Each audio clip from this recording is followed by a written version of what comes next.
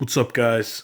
Masculinist 1833 here once again, bringing you one of my patented masculine life blogs, where I'm going to basically tell you in blog form, but also in video form. So that's kind of like my special thing. It's like a blog whilst being on video, bringing you, part of my daily series where basically I show you I give you tips and tricks, life hacks, how to live your life in a masculine way, in a way that is contrary to this kind of establishment, uh, attempts to destroy masculinity and basically feminize the West and leave us open to destruction, basically.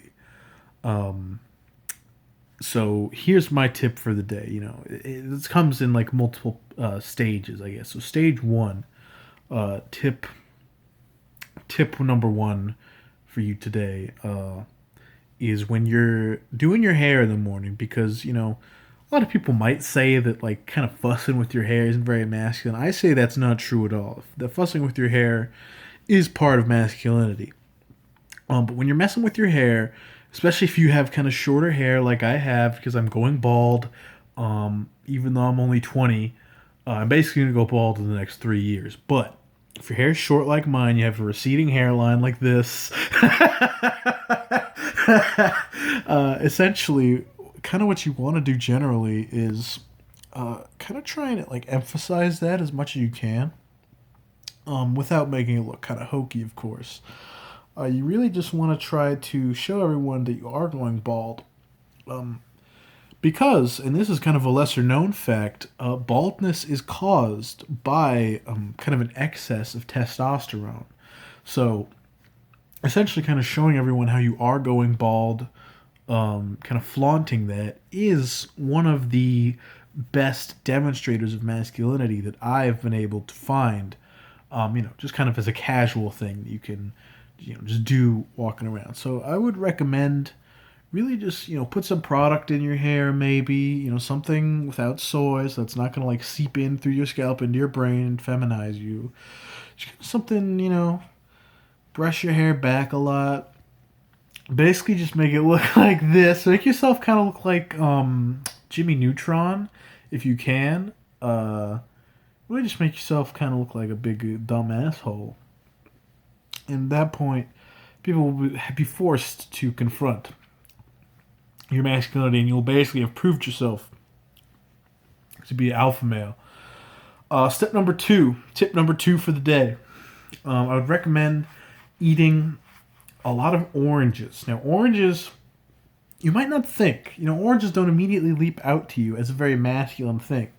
As a matter of fact, they sell orange, scented candles and like air freshener and stuff, both of which are very unmasculine objects. However, oranges themselves contain a high amount of vitamin C. And vitamin C, believe this or not, has a very strong correlation to penis growth, hence the name vitamin C, if you catch my drift. So essentially what you kind of want to do throughout the day is just have if you got kind of large pockets in your pants or your shorts, like I like to wear nice, just a lot of shorts. If you got big pockets, try and stuff a few. You can get like the little, what are they called? Like the little tiny gray oranges. You can have some of those in there. If you're a fan of bigger oranges, have those. However many you want in there, and periodically throughout the day, just kind of munch on them. It is a very important to eat the skin. The skin is where the most vitamin C is contained, and that will give you the biggest genital growth by eating the skin. So you will have to do that. However, if you're a real man, you will be able to handle the taste, because you're not a fucking pussy. And final tip for the day, because I do, I always like to give 3 tips. That's, as you, the audience, know, that's kind of my thing. That's kind of my trademark. Rule of threes. 3 tips also is good. And also, that's usually only as many as I can come up with every day, because it's kind of hard after a while, to be honest, to be that masculine all the time and think of tips. But tip number 3 I have for you today, my fellow men, is don't brush your teeth. Now, some people might think that, this is because they put fluoride in toothpaste and stuff. And that's a conspiracy theory. That's kind of a bunch of wacko nonsense, I think. Fluoride has nothing to do with it. However, there is another thing in toothpaste that is very problematic for trying to live life as a masculine man.